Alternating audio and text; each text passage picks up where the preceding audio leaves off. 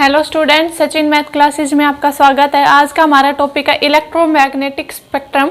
हमने अपने पिछले लेक्चर में इलेक्ट्रोमैग्नेटिक वेव्स की प्रॉपर्टीज के बारे में बात की थी। अब हम उसके स्पेक्ट्रम के बारे में बात करेंगे कि जो हमारे इलेक्ट्रोमैग्नेटिक वेव्स हैं उसके हम वेवलेंथ की बात करें तो उसकी जो वेवलेंथ है हर्ट्ज, और कुछ साइंटिस्ट ने ये प्रूव किया था, एक्सपेरिमेंट करके उन्होंने ये प्रूव कर दिया था कि जो हमारी इलेक्ट्रोमैग्नेटिक वेव है उसके जो वेवलेंथ के बारे में बात करें हम तो ये कुछ रेंज में लाइन करते हैं। इसके रेंज उन्होंने बताई थी, ये होती है सेवरल किलोमीटर से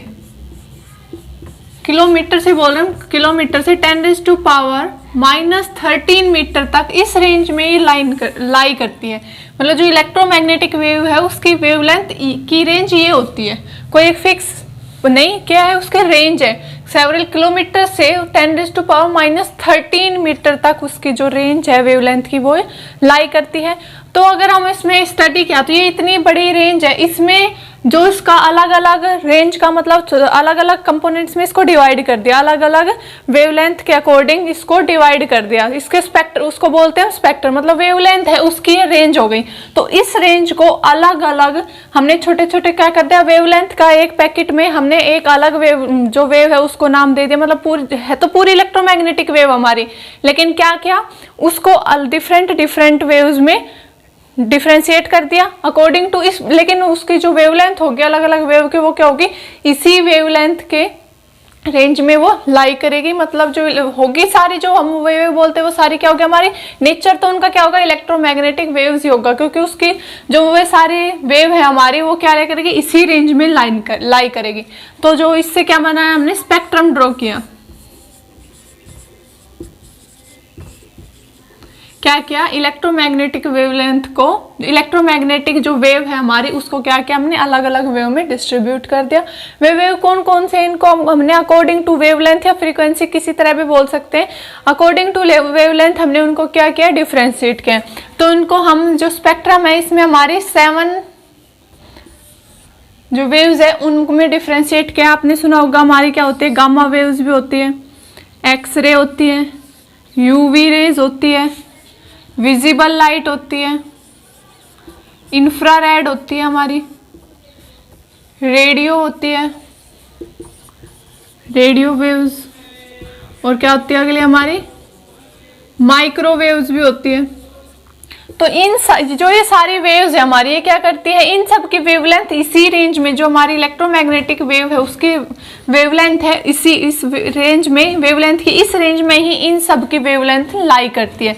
तो क्या क्या इलेक्ट्रोमैग्नेटिक जो हमारी वेव्स है उसको डिफ्रेंशिएट किया है उसकी वेवलेंथ के अकॉर्डिंग।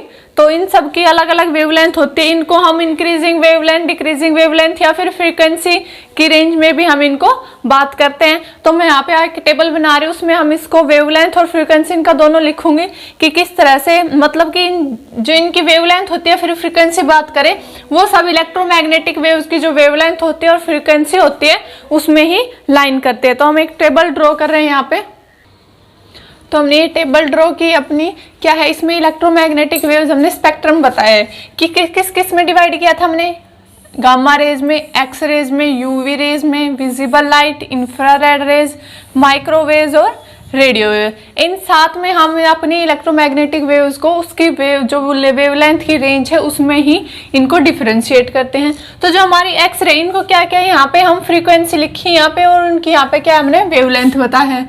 तो ये क्या है, इंक्रीजिंग वेवलेंथ और डिक्रीजिंग फ्रीक्वेंसी की टर्म में इनके स्पेक्ट्रम को हमने लिखा है। तो क्या होते हैं, जो हमारी गामा रेज होती है उनकी फ्रीक्वेंसी कहाँ होती है, 3 × 10⁻19 to 5 × 10⁻20 होती है। तो हम यहाँ पे बात करें जो हमारी इलेक्ट्रोमैग्नेटिक वेव्स है उसकी जो मैक्सिमम फ्रीक्वेंसी होती है उसकी रेंज क्या होती है, यही होती है 5 × 10⁻20 हर्ट्ज। क्या इसमें किस में मेजर कर रहे हैं, फ्रीक्वेंसी को हर्ट्ज में मेजर कर रहे हैं। तो जो हमारी इलेक्ट्रोमैग्नेटिक वेव्स उसकी मैक्सिमम फ्रीक्वेंसी ये होती है, मिनिमम की बात करते हैं उसकी मिनिमम फ्रीक्वेंसी हमारी ये होती है 3 × 10⁻³ हर्ट्ज।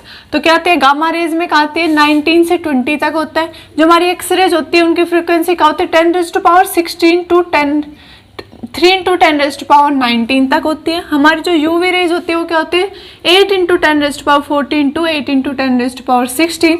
आगे बात करते हैं विजिबल लाइट। देखो यहाँ पे विजिबल लाइट की क्या है 4 × 10⁻14 to 8 × 10⁻14 हर्ट्ज है।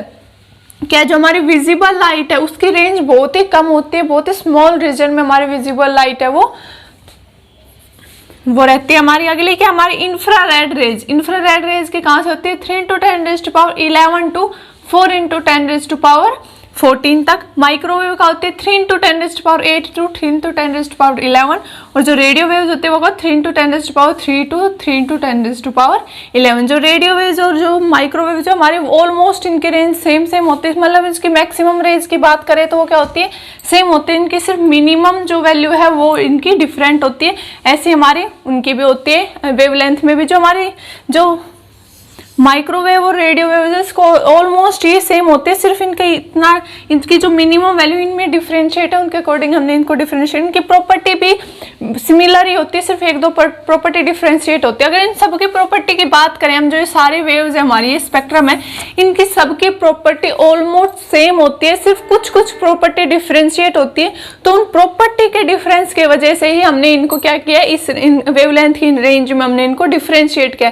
इनकी कुछ प्रॉपर्टी डिफरेंट होती है, सिर्फ ऑलमोस्ट प्रॉपर्टी सेम होती है लेकिन कुछ प्रॉपर्टी डिफरेंट होती है, उसके अकॉर्डिंग हम इनको डिफरेंशिएट किया।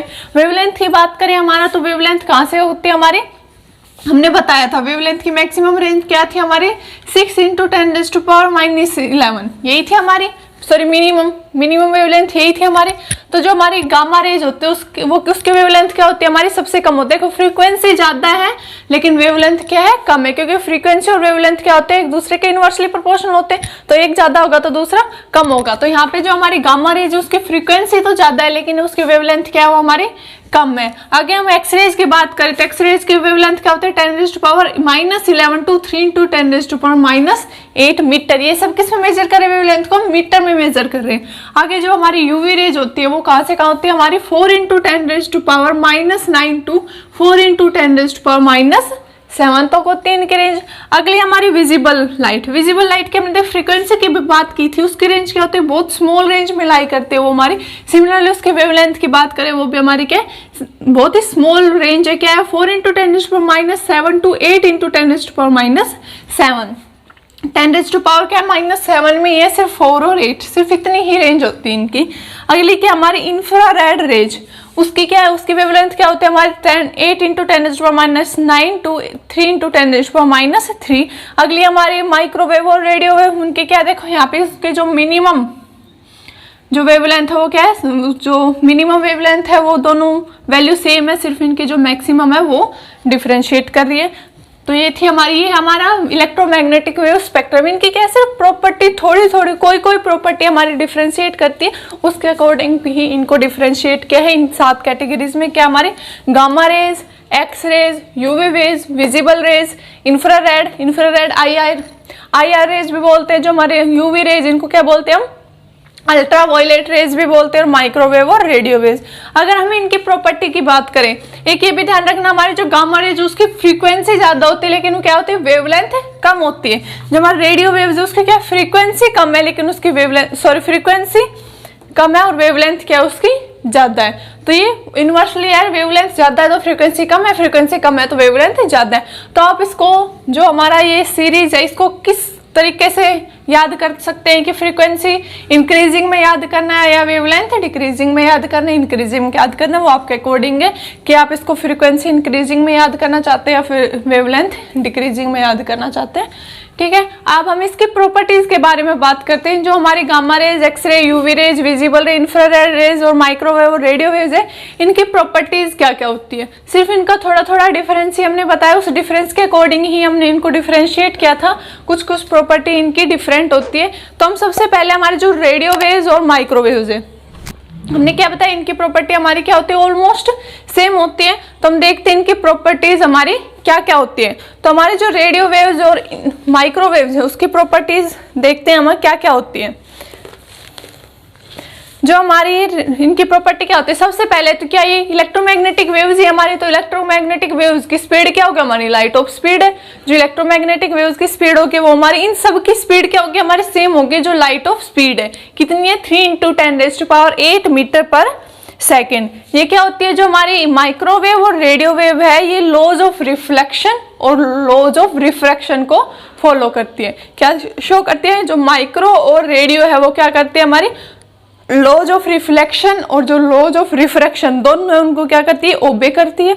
थर्ड क्या है, ये अगर इनके बीच में कोई ऑब्स्टेकल आता है तो ये डाइफ्रैक्ट कर जाती है। क्या करती है, ये डाइफ्रैक्ट करती है। हमारा डाइफ्रैक्शन, इंटरफेरेंस, पोलराइजेशन ये सब हमने पढ़ा है।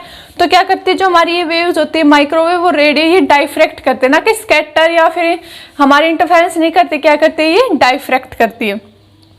और जो माइक्रोवेव्स है, हम इसके माइक्रोवेव्स क्या है, ये क्या करते हैं हमारी हीट प्रोड्यूस करती है अगर किसी ऑब्जेक्ट इसको एब्जॉर्व करता है। तो जब माइक्रोवेव को कोई ऑब्जेक्ट ऑब्जर्व करता है तो वो क्या करेगा हीट प्रोड्यूस करेगा, इनकी प्रॉपर्टी थी। अब इन दोनों की हम एप्लीकेशंस की बात करें कि हम इनको कहाँ कहाँ यूज करते हैं, हम इनको डेली लाइफ में भी यूज करते हैं। जो हमारे रेडियो वेव्स है वो क्या हमारे वायरलेस कम्युनिकेशन में यूज करते हैं। वायरलेस कम्युनिकेशन में जैसे कि हम इसको टीवी सिग्नल या फिर रेडियो सिग्नल में यूज करते हैं। जो हमारे टीवी सिग्नल और रेडियो सिग्नल है वो वायरलेस ही तो है, हमें दिखते भी नहीं है। तो जो रेडियो वेव्स होती है हमारे वहां पे यूज होती है हमारी। जो रेडियो वेव्स है वो रेडियो एस्ट्रोनॉमी में भी यूज होती है। माइक्रोवेव्स रेडार सिस्टम में यूज होता है हमारा। और जो माइक्रोवेव्स है वो हम कुकिंग में भी तो यूज करते हैं। तो डेली लाइफ है सबको पता होगा माइक्रोवेव तो होता है, तो वहां पे उसमें कौन सी वेव यूज होती है हमारी माइक्रोवेव्स यूज होती है। और माइक्रोवेव्स को हम एटॉमिक और मॉलिक्यूलर स्ट्रक्चर की स्टडी के लिए भी यूज करते हैं। अब नेक्स्ट बात करते हैं हमारे इंफ्रारेड रेज की। जो हमारी इंफ्रारेड रेज है ये कैसे प्रोड्यूस होती है, ये हमारी जो हॉट सोर्स होगा, मतलब इसका सोर्स क्या है हॉट बॉडी। इंफ्रारेड रेज है उनका सोर्स क्या होता है हमारा हॉट बॉडी, इनका क्या होता है सोर्स होता है। ये किससे प्रोड्यूस होते हैं हमारी हॉट बॉडी से प्रोड्यूस होते हैं। कोई भी हॉट बॉडी है वो क्या करेगी हमारी इंफ्रारेड रेज प्रोड्यूस करती है। इनकी प्रॉपर्टीज क्या है, तो सबसे पहले प्रॉपर्टीज तो हमें स्पीड की आती है कि इसकी स्पीड क्या होती है हमारी जो लाइट ऑफ स्पीड होती है वही हमारी इन सब की स्पीड होगी। तो इसकी स्पीड भी क्या होगी हमारे 3 × 10⁸ मीटर पर सेकंड। अगले की बात करें तो क्या होता है ये रिफ्लेक्शन और रिफ्रैक्शन को दोनों को शो करती है। ये भी हमारे क्या कर रहा है रिफ्लेक्शन और रिफ्रैक्शन को शो कर रहा था, तो ये भी हमारा क्या करेगा रिफ्लेक्शन और रिफ्रैक्शन को शो करेगी हमारी इंफ्रारेड रेज। और उसमें क्या था हमारी ये दोनों क्या कर रही थी हमारी डाइफ्रैक्शन कर रही थी। मैं यहाँ पे नोट आउट ही कर देती हूँ।